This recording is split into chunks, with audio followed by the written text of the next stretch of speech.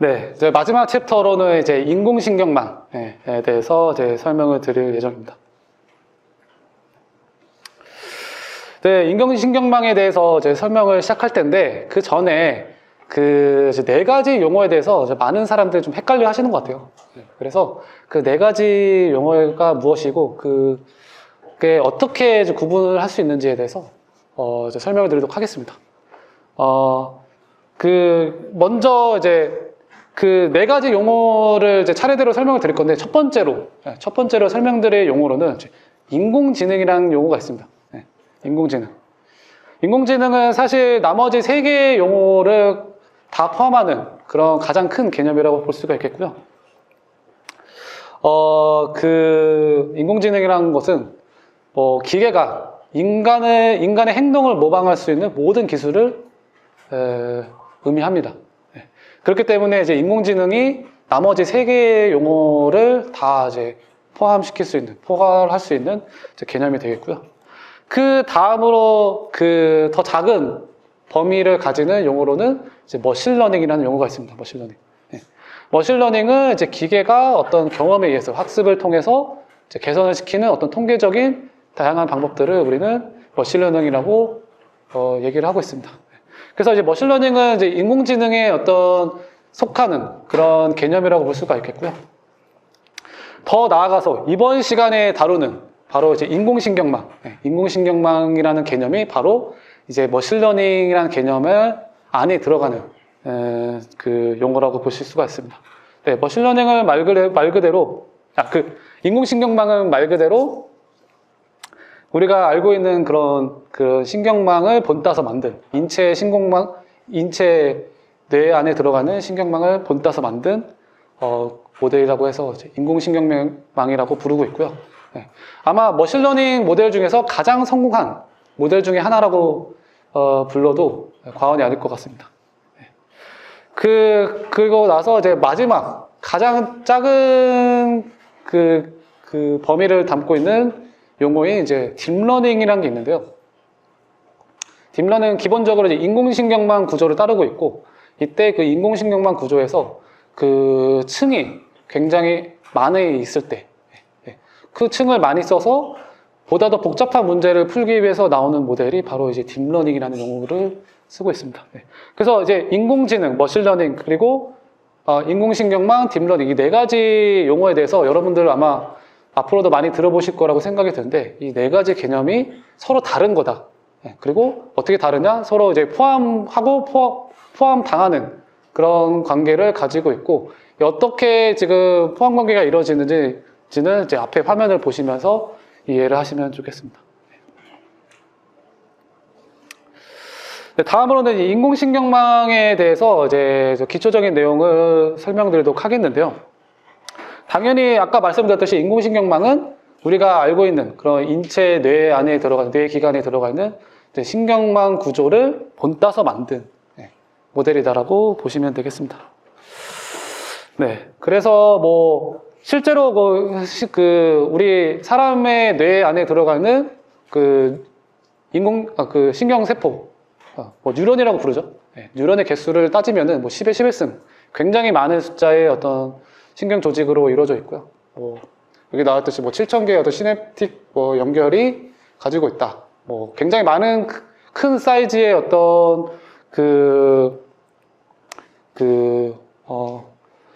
신경세포들로 이제 구성이 되어 있다라고 볼 수가 있겠고, 이런 것을 이제 본따서 만든 게 바로 뒤에서 나올 이제 인공신경망이다라고 보시면 되겠습니다.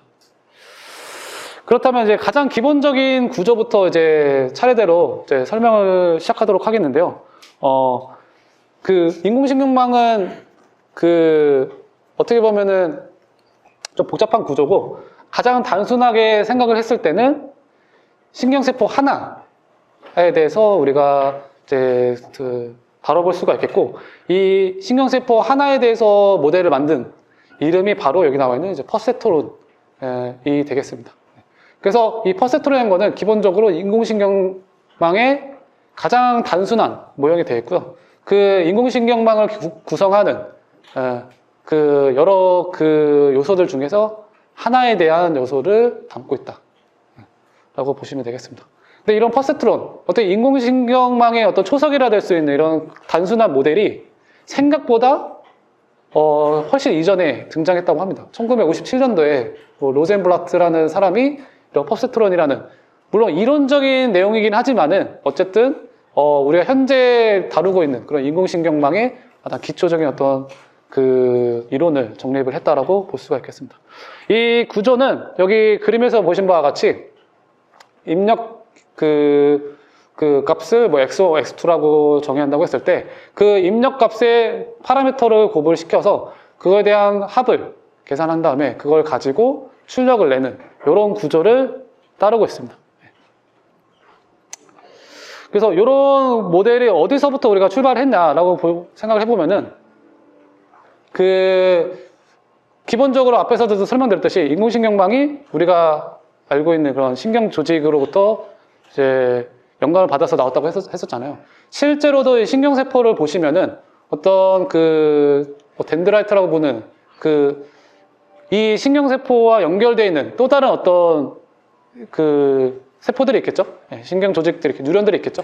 그 뉴런으로부터 입력 받는 부분이 여기 왼쪽에 나와 있고, 이걸 통해서 신경 세포의 안에 이를 처리한 다음에 그 다음에 나오는 결과값을 이 오른쪽 가지로 출력이 되는 그런 구조를 따르고 있는데, 이 구조를 그대로 이제 수학적으로 모델링 한 것이 바로 현재 보고 계시는 퍼셉트론이라고 부르는 인공신경망의 기본 단위 모델이 되겠습니다.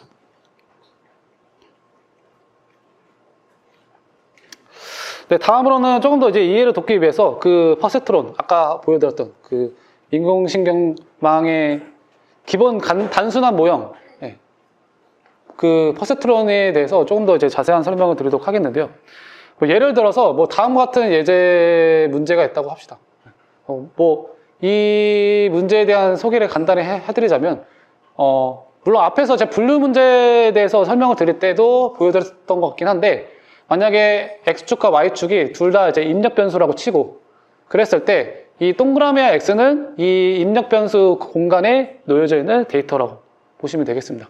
이랬을 때 각 데이터의 출력 값이 X 또는 동그라미라고 했을 때, 이 동그라미와 X를 잘 구분할 수 있는 경계선이 뭔지를 찾는 것을 우리는 찾는 문제로 이제 생각을 해보게 됐고요. 이 문제를 풀기 위해서 이런 모형을 가지고 이제 적용을 시킬 수가 있습니다. 이랬을 때 어떻게 적용을 시키냐? 만약에 X1, X2 두 가지 입력 신호를 받아서 그 각각의 입력 신호에 W라는 서로 다른 W1, W2를 곱을 결과를 만든 다음에 그 결과 값이 양수인지 음수인지를 계산할 수 있으면은 이 경계선을 찾는 거라고도 볼 수가 있겠죠. 그래서 결국에는 오른쪽과 같은 모형이 왼쪽과 같은 그런 문제가 주어졌을 때 이 중간에 실선이 나와 있는 그 경계선을 찾는 문제로도 적용을 시킬 수가 있게 되겠습니다. 근데 들어가는 입력 신호에 대한 어떤 선형 조합의 결과는 사실 연속적인 값인데, 결과 값은 어떻게 보면은 이 경계선을 찾는 거니까, 경계선을 찾아야 되는 거니까 결과 값이 양수든 음수든 두 가지 중에 하나를 선택하는 그런 결과를 만들어야 되잖아요. 그렇기 때문에 이 선형 조합으로 나오는 결과값에 어떤 액티베이션 펑션이라는 활성 함수라는 그것을 붙여서 결과를 만들게 됩니다. 이랬을 때 결과를 만드는 가장 쉽게 생각할 수 있는 활성화 함수는 들어오는 입력 신호에 대해서 그냥 무작위로 당연히 어떤 기준값이 있겠죠. 기준값에 대해서 0을 기준으로 하고 치면은 0보다 작았을 때는 출력값이 0이고 0보다 컸을 때는 1이라는 출력을 하는 식을 우리가 관계식을 적용시키면은 결과가 무조건 0 또는 1이라는 결과를 만들 수가 있겠죠.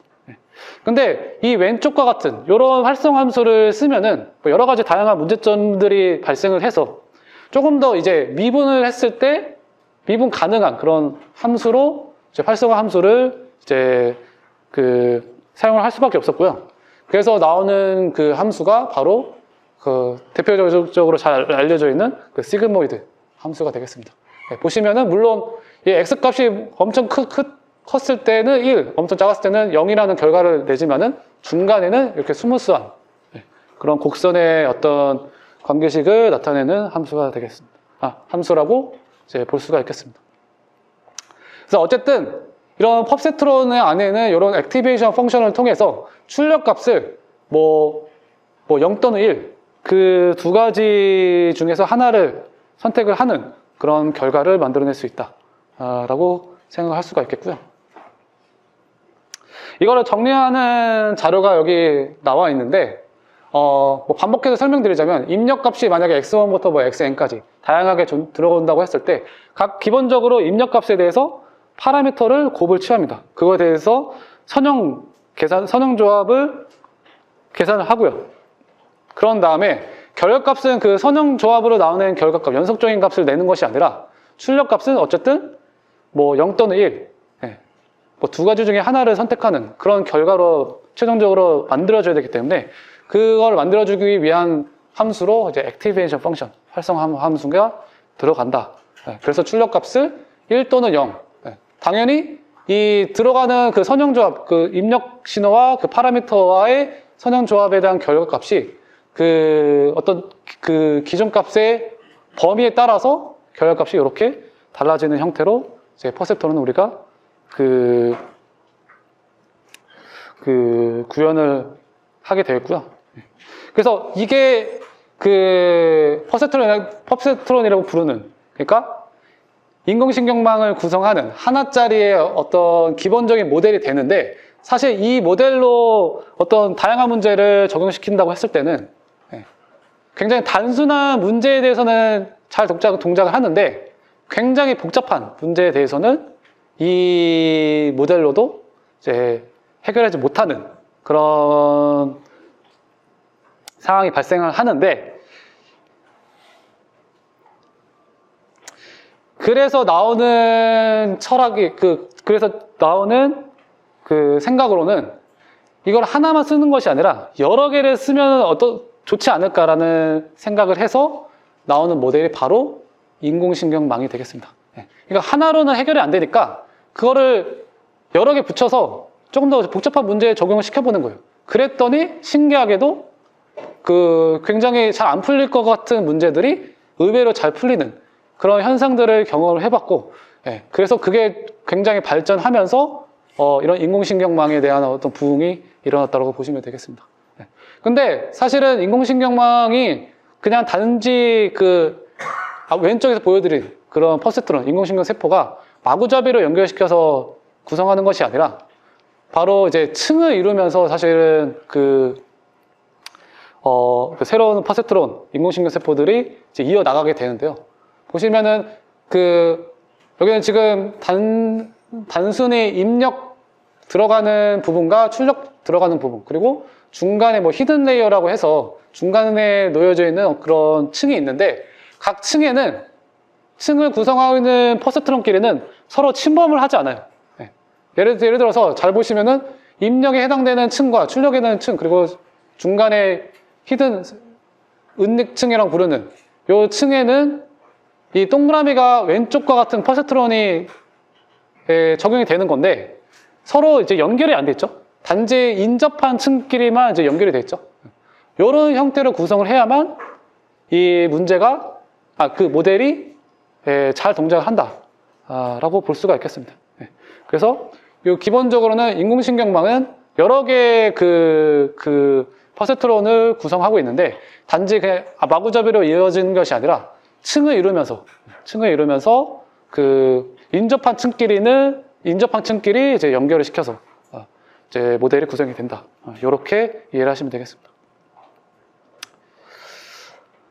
뭐 이거에 대해서도 뭐 반복적으로 이제 소개를 드리고 있는데, 왼쪽과 같은 그런 퍼셉트론 하나짜리 인공신경 세포 하나가 쉬운 문제만 풀 수 있고 어려운 문제로는 적용이 불가능하니까 이거를 여러 개를 써서 어떻게 여러 개를 쓰냐, 이게 층을 이룬 다음에 각 층에 대해서 다음 층에 해당하는 퍼셉트론에 연결을 시켜서 모델을 구성하는 식으로 이제 설계를 하게 되겠고요.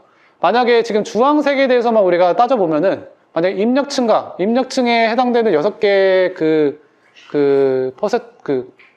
입력 단자가 여기 지금 맨 위에 퍼세트론에 이제 연결을 시키는 그런 구조로 볼 수가 있습니다. 이걸 수식으로 쓰면은 이렇게 쓸 수가 있겠고요.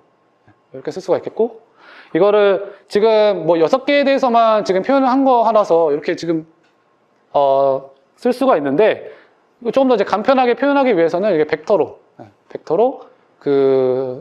해당되는 인공신경망 구조를 이제 표현을 할 수가 있습니다. 네, 그래서 더 나아가서는 이런 층의 개수에 따라서도 사실은 문제의 어떤 난이도를 해결할 수 있는 범위가 결정이 되는데, 당연히 층이 많아지면 많아질수록 더 복잡한 문제를 풀 수가 있습니다. 근데 사실은 이 층의 개수를 무조건 늘리는 게 정답이냐? 사실 그게 아닐 수도 있거든요. 왜냐면은 이런 모델 안에 들어가는 파라미터 개수 또한 무한히 증가되는 속도가 굉장히 커지기 때문에 주어진 데이터의 수에 대해서 한정된 데이터, 그러니까 적은 숫자의 어떤 데이터가 준비됐을 때는 이런 층의 개수가 많은 인공신경망 구조에 대입을 한다 하더라도 제대로 학습이 안 될 수가 있어요. 여러 가지 비효율적인 문제도 있고, 가장 크리티컬한 문제는 이제 오버피팅, 과적한 문제. 주어진 데이터 숫자보다 파라미터 숫자가 훨씬 많아졌을 때는 학습이 제대로 못하는 그런 문제가 발생합니다. 오버피팅 문제가 발생하기 때문에 단지 그냥 층의 개수만 늘리는 것이 정답이 아닐 수가 있다. 그래서 주어진 준비된 데이터 숫자에 따라서 층의 개수가 몇 개가 될 건지는 여러 가지 최적화 과정을 통해서 이제 찾아야 된다라는 것을 설명드릴 수가 있겠습니다. 예, 다음으로 인공신경망이 왜 현재까지도 굉장히 각광을 받고 있고 앞으로도 더 이제 유망해질 거라는 기대를 하고 있잖아요. 예. 그래서 왜 성공할 수밖에 없느냐에 대해서 우리가 좀 생각해보는 시간을 가지도록 하겠는데요. 기본적인 어떤 머신러닝 알고리즘 같은 경우는 모델을 학습하기 위해서 데이터의 어떤 특징들을 입력을 시키는데, 인공신경망을 제외한 나머지 모델들은 우리가 그러니까 학습이 잘 되게끔 하는 주어진 데이터의 어떤 상관관계를 잘 찾기 위해서 입력시키는 그 데이터의 특성 자체를 수동적으로 찾아서 입력시킬 수밖에 없습니다. 대신에 인공신경망 같은 경우는 사람이 직접 할 필요 없이, 사람의 개의 없이 단지 그냥 데이터만 모델에 주입을 시킨다 하더라도 그거에 대해서 관계식을 알아서 찾을 수 있는 그런 장점을 가지고 있기 때문에 사람의 개입이 확연히 줄어들 수가 있다. 사실 머신러닝을 쓰는 목적이 여러분들도 잘 생각해 보시면은 사람이 굳이 생각을 하지 않더라도 알아서 하는 것이 더 좋겠죠. 모델을 활용하는 측면에서. 사람의 개입이 많아지면 많아질수록 그 모델에 대한 가치가 더 떨어질 수밖에 없는데, 이런 머신러닝의 다른 모델보다는 이런 인공신경 모델은 다행스럽게도 사람의 개입 없이 데이터들 간의 어떤 상관관계를 알아서 찾을 수 있는 그런 큰 장점을 가지고 있기 때문에 굉장히 각광을 받을 수밖에 없다고 볼 수가 있겠고요. 다음으로는 딥러닝으로 제가 용어를 쓰고 있긴 한데, 사실 인공신경망 안에 딥러닝이라는 모델이 포함하고 있죠. 이 딥러닝, 그러니까 인공신경망이 어떤 이미지 데이터에 대해서 이제 학습을 한다고 했을 때는 마구잡이로 아무 의미 없이 이제 이해를 하는 것이 아니라 나름대로 그 안에서 체계를 가지고 이해를 한다고 볼 수가 있겠는데요. 만약에 이렇게 얼굴에 대한 어떤 이미지를 어떤 인공신경망에 입력을 시킨다고 했을 때 이 이미지 안에 누군지를 바로 알아내기 위해서는 그냥 우리가 알아내지 못하는 수준으로 우리 이해하지 못하는 게 아니라 맨 처음에는 이미지 안에 굉장히 단순한 구조, 예를 들어서 윤곽선 같은 거를 뽑아서 이해를 합니다. 이 인공신경 모델 안에서요. 그 다음에 조금 더 이제 복잡한 그 정보인 그 얼굴을 구성하고 있는 뭐 눈이라든지 코라든지 입이라든지 그 앞에서 이제 이해한 수준보다 조금 더 이제 복잡한 수준의 정보를 이해를 하고요. 마지막으로는 굉장히 어려운 수준, 그 얼굴의 어떤 구조들을 이제 이해하는 부분이 뒷부분에서 이제 수행을 하고 있습니다. 그렇기 때문에 인공신경망이 왜 예측을 잘하냐라고 한다고 했을 때 그냥 그 이미지 안에서 정보를 빼는 것이 우리가 생각하기 힘든 그런 상태로 동작을 하는 것이 아니라 나름대로 순서대로 여러분들도 사실은 어떤 것에 대해서 배운다고 했을 때 쉬운 것부터 접근하잖아요. 맞죠?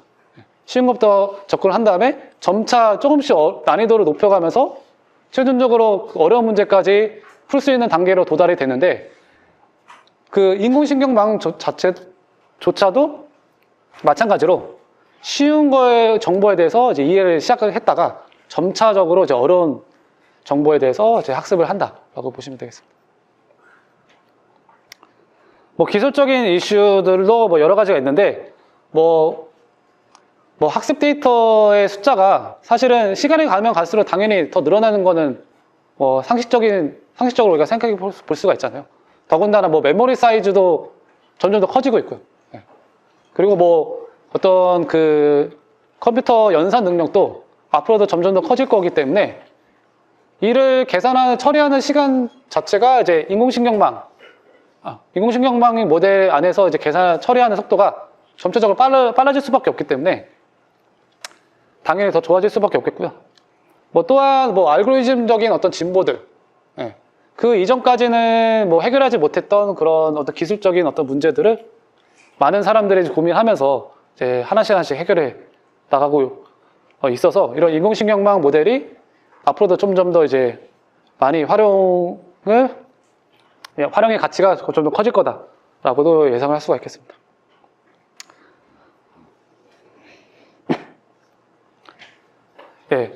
근데 지금 여기 계신 분들이 뭐 당연히 이제 제로 분야에 소속된 분들이 많다 보니까 그렇다면 인공신경망이 이 제로 분야에서는 어떻게 지금 쓸 수가 있을까? 어디에 가장 많이 활용할 수 있을까를 이제 생각을 해볼 수가 있겠는데요. 그거에 대한 설명을 좀 하도록 하겠습니다.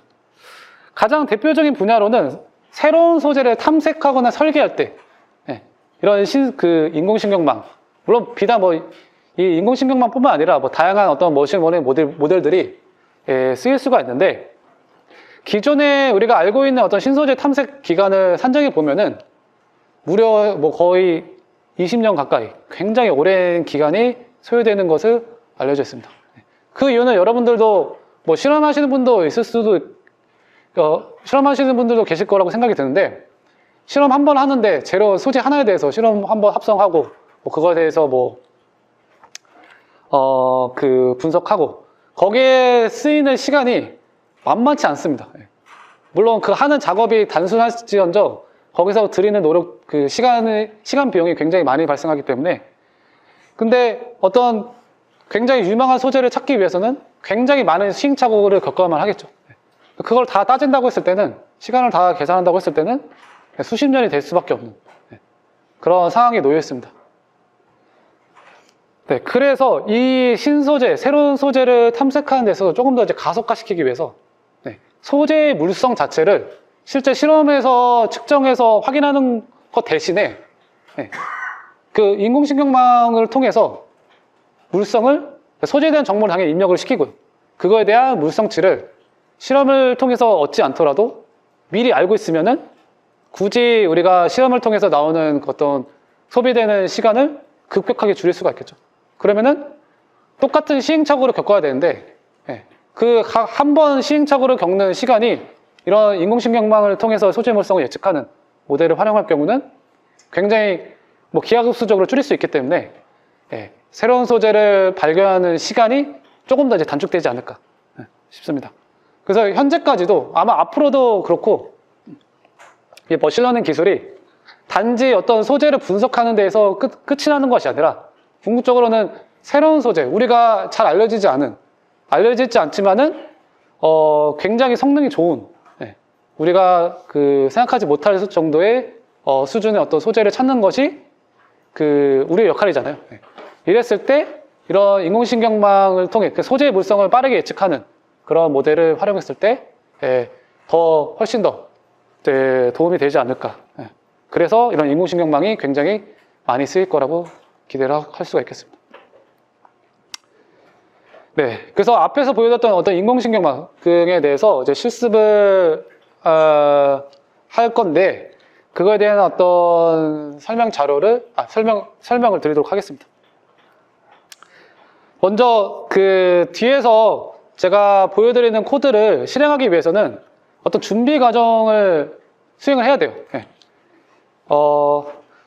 사실은 우리가 앞에서 보여드릴 거는 구글 콜앱으로도 충분히 해결할 수 있는 그런 코드였는데 지금 제가 실습하는 코드는 보여드리는 코드는 여러분들이 가지고 있는 그런 PC에서 동작을 시켜야만 할 수 있는 그런 코드가 되겠습니다. 그러기 위해서는 다음과 같은 준비 과정을 따라야 되는데 준비 과정이 사실 복잡해 보이긴 하지만은 지금 최대한 제가 친절하게 이제 자료에 담았기 때문에 이거 한 번씩 여러분들이 보시고 따라해 보시면 좋을 것 같아요. 제가 뭐 일일이 여러분들을 다 이제 컴퓨터 이제 확인하면서 돌아다닐 시간이 없기 때문에 이렇게 간단하게 어떻게 해야 되는지만 짧게 설명을 드리고 넘어가도록 하겠습니다. 먼저 아나콘다를 여러분들이 설치를 하셔야 되는데 아나콘다를 설치하는 방법은 지금 링크를 따라서 접속하셔서 들어가시면 되겠고요. 그리고 아나콘다를 설치한 다음에 그거를 실행하시려면은 여기 아마 대부분의 학생분들이 윈도우를 쓰고 계시잖아요. 그래서 제가 지금 준비한 실습 자료는 다 이제 윈도우 기반으로 여러분들이 실습을 한다는 가정하에 그거에 대한 설명 자료를 넣어놨습니다. 그래서 아나콘다를 실행하는 방법은 그냥 여러분들이 왼쪽에 검색창에 들어가셔서 아나콘다 프롬프트라는 검색어를 입력하시면은 요게 뜨는데 근데 여러분들 그냥 이거를 그냥 왼쪽 마우스 버튼을 누르시면 안 돼요. 바로 관리자 권한으로 실행을 하셔서 해당되는 프롬프트 창을 여셔야만 하겠고요. 그런 다음에 뭐 가상 환경을 만드는 방법이 여기 소개되어 있으니까 여기 잘 따라해 보시면 좋을 것 같습니다. 네. 지금 제가 말로 일일이 설명하는 것이 약간 좀 효과적이지 않을 것 같아가지고 지금 제가 나름 친절하게 다 자료에 담았으니까 한번 시간이 되실 때 한번 따라해 보시면 좋을 것 같아요. 네. 그리고 아나콘다는 뭐냐에 대해서 궁금해 하실 수도 있는데 아나콘다는 가상 환경 패키지라고 부르는데 여러분들이 파이썬 프로그래밍을 하실 때 보통은 여러분들이 어떤 해당되는 기능에 대한 코드를 짤 때 물론 그걸 여러분들이 일일이 처음부터 끝까지 다 짤 수도 있지만은 보통 하는 방법은 이미 많은 사람들이 그 기능을 구현을 했죠. 그걸 다 함수로 만들었긴 했거든요. 그리고 기본적으로 머신러닝 같은 경우는 많은 사람들이 실습으로도 많이 활용하고 있기 때문에 그거와 관련된 기능을 담은 각종 다양한 라이브러리들이 존재를 합니다. 근데 그 라이브러리들을 여러분들이 다 일일이 그 이름을 찾아서 다 설치를 하려면 번거로우니까 그거를 좀 한 번에 어떤 환경을 만들어서 처리를 할 수가 있는데 여러분들이 어떤 파이썬 패키지를 설치하는데 좀 편리하게 하기 위해서 이런 아나콘다라는 것을 이제 쓴다 라고 보시면 되겠습니다. 네, 그런 다음에 이제 주피터 노트북을 켜서 이제 코드를 실행할 거고요. 그 코드를 실행하는 방법은 이제 다음과 같은 과정을 따르시면 될 것 같고요. 주피터 노트북을 실행하시면은 반드시 여러분들 커널에 들어가셔서 여러분들이 앞에서 제가 설명드린 가상 환경, 아나콘다로 만든 새로운 가상 환경을 입력을 시켜서 이제 주피터 노트북에 실행을 해야만 합니다. 그런 다음에 이제 이번 시간에 보여드린 소재 분야에서 많이 쓰이는 어떤 인공신경망 실습 예제를 이제 설명을 드릴 건데 실제로 이제 논문으로 나오는 그 모델을 이제 같이 이제 해볼 거예요. 근데 어떤 모델이냐? 기본적으로 데이터는 뭐 OQMD라는 데이터베이스 안에 들어가는 소재, 데이터를 이용을 하는 거고요. 그 목적이 뭐냐? 이게 중요하잖아요. 각 소재는 여러분들 아마 뭐 신소재 공학과 출신이니까 다 아시다시피 원소로 이루어졌죠, 원소. 모든 소재들은. 이 원소의 종류를 입력값을 넣고 출력값은 이 소재를 입력했을 때 물성값. 예를 들어서 조성이라든지 아니면은 뭐 포메이션 에너지라든지 뭐 볼륨 값이라든지 뭐 마그네틱 모먼트라든지 이런 다양한 물성 값들이 있을 거죠.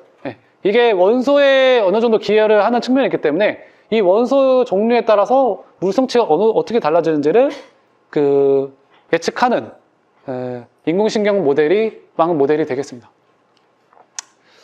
네, 그래서 실제로 이 논문 안에 들어가 있는 코드는 이 주소를 따라서 접속을 하셔야만 확인하실 수가 있는데, 근데 여러분들이 이 논문 안에 들어가 있는 코드를 다 확인하시려면 좀 번거로우니까 조금 더 제가 쉽게 접근하실 수 있는 어떤 튜토리얼 버전의 코드를 가져와서 보여드리고 있는데, 이 GitHub 주소를 여러분들 접속하시면은 앞에서 보여드렸던 그 논문 안에 들어가 있던 그 인공신경망 모델보다는 조금 더 쉬운 상태의 어떤 실습 코드가 있는 것을 볼 수가 있습니다.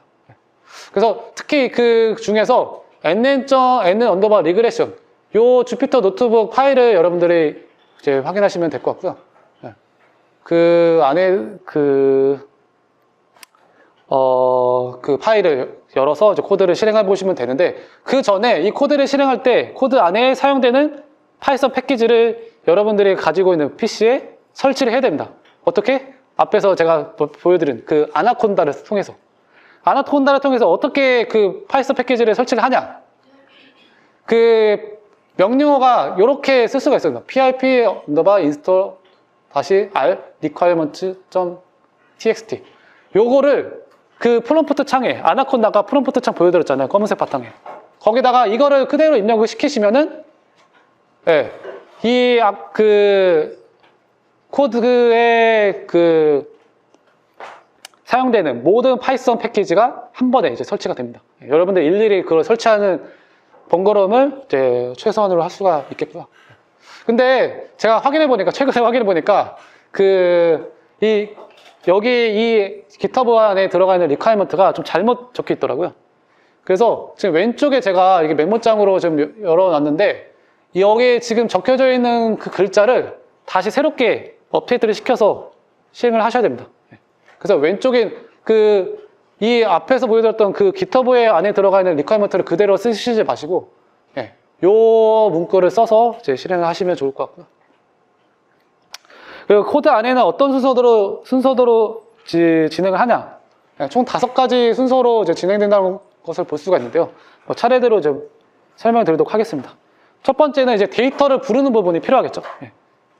인공신경망 모델을 적용시키기 위해서는 그 모델의 입력값을 넣기 위한 데이터가 준비가 되어야 되는데, 이 데이터를 준비하는 코드가 지금 초반에 이렇게 나와 있습니다. 피클이라는 어떤 그 데이터형으로 이루어진 파일을 받아서 이제 실행을 할 수가 있겠고요. 그 데이터 개수는 뭐 35만 개 약.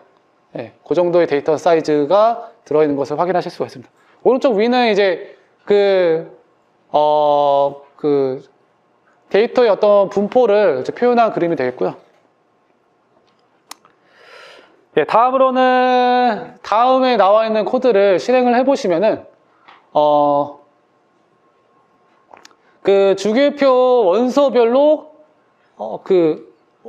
주어진 데이터 개수가 얼마만큼 지금 분포가 되어 있는지를 이제 그 왼쪽에 있는 코드를 실행해서 확인하실 수가 있고요.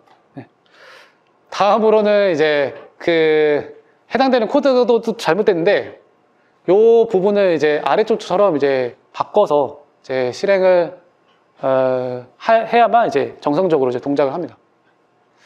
어쨌든 지금 요 부분이 이제 그 데이터를 입력하는 부분이 되겠고요.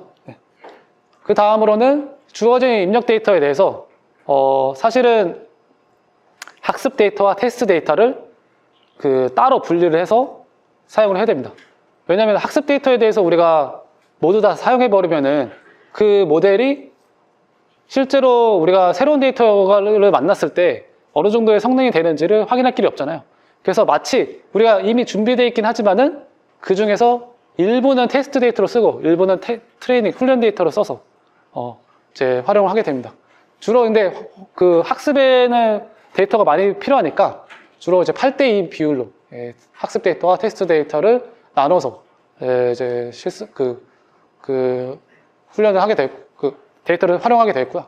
근데 또 학습 데이터 중에서도 그냥 순수하게 학습 훈련을 위한 목적의 데이터와 그리고 하이퍼 파라미터의 어떤 최적화를 위해서 사용하는 그런 밸리데이션 부분을 또 다음과 같은 비율로 나눠서 활용을 할 수가 있습니다.